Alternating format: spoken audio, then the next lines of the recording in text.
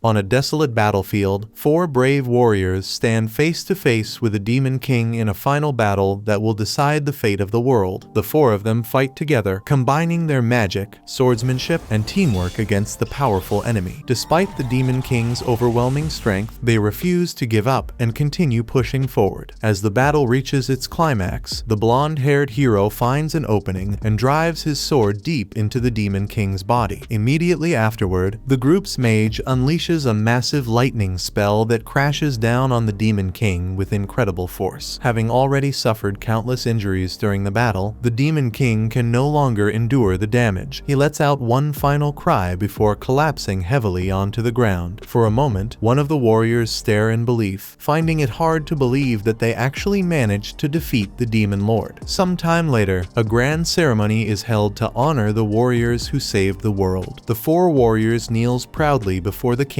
as crowds gather to celebrate their victory over the Demon King. To recognize their achievements, the king grants them the title of the 4 emperors, a title reserved only for the greatest mages in the kingdom. One of the warriors, named Eftel, is completely stunned by the announcement. He knows that throughout history, only people from noble families have ever been allowed to earn the title of emperor. Because of that, he can hardly believe what he is hearing. He admits that the reward is greater than anything he could have ever imagined. The king then walks over to Eftel personally and addresses him in front of everyone. He explains that while Eftel may not be the strongest mage in the world, his contributions and achievements are undeniable. For that reason, he has earned the right to bear the title of emperor. From this day forward, he will be known as the Lightning Emperor. Hearing those words causes Eftel to break down in tears. The crowd erupts into cheers as he struggles to hold back his emotions. After spending 40 years studying and mastering magic, all of his hard work has finally been recognized. Eftel leaves the ceremony feeling prouder than ever before. For the first time in his life, he feels that all of his sacrifices and efforts have truly paid off. Several years pass after that day, and Eftel is now an elderly man. One morning, he stands outside and gazes across the open fields in silence. Then a young girl named Merlin approaches him and politely informs him that breakfast is ready and waiting for him inside. About an hour later, Eftel is seen teaching his students how to maintain a magic circle. The students focus carefully as they try to keep their circles active for as long as possible. During the exercise, one student loses concentration and accidentally causes his magic circle to disappear. Eftel immediately notices and tells the student not to give up. He explains that maintaining focus is one of the most important skills a mage can learn. If he cannot keep a magic circle active while standing still, then he will never be able to maintain one while chanting spells during battle. Encouraged by Eftel's words, the boy quickly begins trying again. After some time passes, Eftel finally brings the exercise to an end. The students release their magic circles and prepare for the next lesson. However, instead of letting them rest, Eftel immediately suggests moving on to practicing level 4 spells. Before the lesson can continue, Merlin suddenly speaks up. She points out that Eftel looks exhausted and tells him that he should take a break and get some rest. However, Eftel simply shrugs off her concern and insists that he is not tired at all. Still, the worried look on Merlin's face causes him to pause for a moment. Seeing her expression reminds him of the day they first met. His thoughts drift back many years to the time shortly after his party defeated the Demon Lord. During that period, he found Merlin as a baby. She had been left alone after her mother was killed during the conflict involving his party. Remembering that day fills Eftel with guilt. He quietly wonders whether Merlin would come to hate him if she ever learned the truth about the war and discovered that he had killed so many members of her clan. After a moment, he pushes those thoughts aside and returns his attention to the present. Eftel tells the students to continue practicing their level 4 magic. Before anyone can begin, Merlin speaks up once again. With a confident smile, she declares that she is ready to start learning level 6 magic. After all, she is one of Eftel's most talented students. Eftel cannot help but feel impressed by her confidence and ambition. Even so, he gently tells her that there is no reason to rush ahead so quickly. He assures her that she will learn those higher level spells eventually, but now she should focus on the basic. After training, Merlin heads deep into the forest on her own. She is determined to defeat the beast living inside a nearby cave. In her mind, defeating such a powerful monster would prove that she is Eftel's greatest student. More importantly, she believes that if she becomes strong enough to teach others herself, Eftel will finally be able to stop working so hard and get the rest he deserves. Unfortunately, things go wrong almost immediately as the beast is far stronger than Merlin expected. Before long, she finds herself running through the forest while being chased by a gigantic wolf-like beast. Merlin has already tried level 4 magic on it, but it didn't do any damage at all, which makes her understand she's going to need something more powerful. Realizing that her normal spells are useless, Merlin decides that she has only one option left. She begins chanting a level 6 spell, even though she has never successfully cast one before. To her surprise, the spell actually works as she launches a level 6 lightning bolt right at the monster. The explosion shakes the area and fills the forest with smoke and dust, and Merlin becomes convinced that she has finally won. Then the beast steps out of the smoke completely unharmed. Before Merlin can react, the creature swats her away with tremendous force. She crashes to the ground and struggles to get back up. The huge wolf slowly approaches her and prepares to devour her. At that moment, Merlin begins to accept that she is going to die. Just as the beast is about to attack, Eftel suddenly appears and saves her at the last second. Eftel immediately scolds her for entering the forest alone. Ashamed, Merlin begins apologizing over and over again. Eftel tells her that she has more talent and potential than any of his other students. However, he warns her not to become obsessed with gaining power too quickly. If she rushes forward without building a proper foundation, that power could easily slip through her fingers. As they speak, Merlin suddenly notices that the beast from earlier is still alive and standing right behind Eftel. However, he doesn't even flinch. Without turning around, he calmly casts a level 10 lightning spell. A massive surge of lightning erupts from his body and instantly destroys the beast. Later that night, Merlin cannot stop talking about how incredible Eftel looked when he saved her life, but Eftel eventually tells her to stop talking and go to bed. Merlin finally gives in and starts walking toward her bed. However, she suddenly turns around and sees Eftel coughing up blood. For several years now, he has been suffering from an incurable disease, and his condition has gradually been getting worse. The worried look on Merlin's face makes Eftel realize something. She has known about his illness for a long time. That is the real reason she has been pushing herself so hard to become stronger. Merlin quietly asks Eftel to take better care of himself and to get as much rest as possible. He tells her that he does not have much time left. Because of that, he has no desire to spend his remaining years lying in bed and waiting for the end. Instead, he wants to spend whatever time he has left doing what he loves most. He wants to continue teaching talented students like her and help them become great mages. Eftel admits that he always wanted to become the strongest mage. Hearing that confuses Merlin because, as far as she knows, he is already the strongest. After all, he was given the title of Lightning Emperor. Eftel says he understands why she thinks that, but the truth is different. Even though he was the oldest among the emperors and had achieved many great things, there was always a clear gap between him and some of his party members. Because of that, he never truly considered himself the strongest. The next day, one of Eftel's students knocks on his door and informs him that the Flame Emperor has finally completed his research on magical aptitude. Curious, Eftel reads through the document. He quickly discovers that the Flame Emperor has found a way to determine a person's magical aptitude. This was something that people believed was impossible, so Eftel immediately praises him as a genius, wanting to test the new method right away. Eftel places one of Merlin's hairs inside a test tube and performs the experiment. The colors that appear inside the tube reveal the strength of her magical affinities. The results show that she has S-rank aptitude in both wind and water magic, which is extremely impressive. She also has a B-rank aptitude for fire magic and a C-rank aptitude for earth magic. Since Eftel has raised Merlin ever since she was a baby, he can tell that the test results are accurate. Before this discovery, students had to spend years studying basic spells from every magical element. Only after enough practice would teachers have a rough idea of what a person's natural talents were. With this new test, however, they can determine someone's aptitude from the moment they are born. This will make training far more efficient and help talented people grow stronger much faster. Eftel then asks to take the test himself. Merlin immediately says that there is no need because his results would obviously be maxed out. However, Eftel insists. He explains that even if he could never reach the highest level of magic, he at least wants to know whether he ever had the talent to do so. The test is performed, but the result comes back completely colorless. One of the students checks the instructions and explains that a colorless result means the person has no magical aptitude at all. He quickly adds that there must be some mistake because Eftel is one of the strongest mages alive. For a moment, Eftel loses his composure. He asks for the test to be performed again. The students repeat it several times, but the outcome never changes. Every single test comes back colorless. As he stares at the results, Eftel slowly begins to understand something. He remembers how learning magic always took him longer than everyone else. He remembers how the other emperors constantly surpassed him despite all his hard work. For the first time, he realizes the truth. The reason he was always left behind was because he had absolutely no magical aptitude. The realization completely breaks him. He starts coughing heavily, and Merlin rushes over to check on him. Later, she knocks on his door and says she wants to bring him some water, but Eftel simply tells her to stay out. Lying alone in bed, he reflects on his life. He remembers the dream he carried for decades, reaching the highest level of magic. Now that dream has been completely destroyed. No matter how hard he worked, he never had the talent needed to reach that goal. The frustration becomes overwhelming. He thinks about how pathetic he feels and how all his efforts led nowhere. Suddenly, he suffers a heart attack. At that moment, one of his skills called Second Reincarnation activates. His younger self appears in a strange empty space and finds himself standing before a divine being. Looking around, he comments that more than 50 years have passed and admits that he had completely forgotten about Second Reincarnation. He speaks to the entity and reminds her that this is where they first met after he died in another world long ago. The goddess tells him that the time has finally come for his second reincarnation. Before sending him away, she reminds him that he can choose 2 bonus skills. She recommends a skill called 2 times growth, which would allow him to improve twice as fast. However, Eftel declines the offer. He says that the magical knowledge he already possesses is enough. If he is given enough time to work hard and improve, then he does not need any special advantages. The goddess is impressed by his answer. She smiles, wishes him good luck, and sends him to a new world. A moment later, Eftel wakes up in the body of a young boy. He suddenly sits upright as memories begin flooding back into his mind. Still confused, he heads downstairs and is immediately greeted by his mother, who warmly hugs him and tells him that breakfast is ready. As he eats with her, his memories continue returning until everything finally becomes clear. He realizes that this is now his third life. Determined not to waste this opportunity, Eftel makes a promise to himself. This time, he will master magic no matter what. Unfortunately, he soon discovers that he still has no magical aptitude in this new life. The news crushes his hopes, and he begins to believe that he will once again be limited to level 10 magic, just like before. One day, while lying in a field and thinking about his future, he suddenly hears a loud commotion. Looking up, he sees an enraged dragon flying across the sky, while a group of knights desperately chases after it. Without thinking, Eftel starts running after them. However, he quickly stops and remembers that he is only 4 years old. There is nothing he can realistically do in his current body. As he watches the dragon fly away, he starts thinking about the level 10 spells he created during his previous life. Almost instinctively, he brings his fingers together, and to his shock, the spell activates instantly. A powerful blast shoots through the sky and strikes the dragon directly, bringing the massive creature down in a single attack. Eftel stares in disbelief at what just happened, but then the truth finally hits him. Even though he was reborn into a new world, he still possesses the same abilities and power that he had at his peak in his previous life. As time passed, Eftel spent most of his days studying and researching everything he could. During his research, he discovered that the world he was living in was actually the very same world from his previous life. The only difference was that more than 400 years had passed since then. The next morning, Eftel's older brother, Frazier, arrives at the house. He brings some money to help pay for the family's daily expenses and household supplies. After that, Frazier notices Eftel sitting quietly with a difficult magic book in his hands. He is amazed that someone so young is able to read and understand such an advanced book. Eftel simply replies that he enjoys reading books like these because he finds them incredibly interesting. Hearing that makes Frazier smile. He promises that the next time he visits, he will bring Eftel even more books as a gift. Frazier is genuinely impressed by Eftel's love for learning. He says that if their father could see this, he would surely be proud. Hearing those words makes Eftel curious. He asks when he will finally get the chance to meet his father. Unfortunately, Fortunately, Frasier explains that their father is extremely busy and rarely has any free time. In fact, ever since Eftel was born into this world, he has never met his father even once. His father is Duke Orcott, one of the most important people in the Kingdom of Azul and a highly respected figure in the field of magic. Unknown to everyone else, Duke Orcott is also a direct descendant of Eftel himself from his previous life, when he was known as the Lightning Emperor. Because of that, Eftel has always been curious about what kind of person his descendant is. Sadly, Eftel's mother was born without any magical aptitude. Because of that, Duke Orcott's main wife and his other mistresses looked down on her from the very beginning. They even came to see Eftel as a mistake because he was also born without any magical affinity. The two of them were treated so poorly that they were eventually banished and forced to live in a remote area far away from the rest of the family. As a result, Duke Orcott and his other wives do not even acknowledge Eftel as part of the family. That is the real reason he has never been allowed to meet his own father. Frasier, however, is the second son born to Duke Orcott's main wife. After learning about the unfair treatment Eftel and his mother had received, he felt sorry for them and decided to help take care of them whenever he could. Despite everything happening around him, Eftel honestly does not care very much about his family's problems. As long as he has the chance to study magic again, he is satisfied. Sometime later, the family sits down together to enjoy some tea. During their conversation, Frasier asks Eftel what he wants to do in the future after spending so much time studying. Without any hesitation, Eftel excitedly says that as soon as he is old enough, he plans to enroll in the Magic Academy and dedicate himself to studying magic. Before he can finish speaking, however, his mother quickly covers his mouth. She reminds Frasier that Eftel was born just like her and has absolutely no magical aptitude. Because of that, she believes he will most likely end up studying swordsmanship instead, or perhaps enroll in military school when he grows older. Frasier gets excited after hearing that suggestion. He reminds Eftel's mother that he himself graduated at the very top of his class in military school, so he believes that path could still lead to a bright future for Eftel. Frasier admits that he originally chose military school because he wanted to rebel against growing up in a family that was famous for magic. However, looking back on it now, he believes he made the right decision after all. Since he has plenty of free time that day, Frasier decides to teach Eftel the basics of swordsmanship. The two of them spend the afternoon training together, and Frasier patiently shows him the proper techniques. While practicing, Eftel remembers something from his previous life. Frasier had always taught him basic education and military science, and he had constantly encouraged him to attend military school instead of pursuing magic. After training for a while, Eftel finally gathers the courage to speak. He tells Frasier that he truly wants to attend the Magic Academy. Frasier kneels down so he can speak to Eftel face to face. He gently reminds him that he was born without any magical aptitude. Eftel says he already knows that. However, he also points out that he is still capable of using magic, and he still possesses mana. Deep down, Eftel believes that if he can study at the Magic Academy, he might finally discover the secret to breaking past the limits that have held him back for so long. After listening to Eftel's heartfelt request, Frasier slowly stands up and makes him an offer. He says he is about to cast a spell. If Eftel can successfully copy the spell in any way at all, then Frasier will personally recommend him for admission into the Magic Academy. In truth, Frasier fully expects Eftel to fail. He believes that once Eftel sees the difference between himself and real mages, he will finally understand the limits of his own abilities. Frasier calmly recites a magical incantation before casting a level 2 wind cutter spell. The blade of wind flies forward and cleanly slices through a nearby tree, knocking it over. Eftel watches the spell and is surprised by how simple it is. Without any hesitation, he recreates the exact same spell.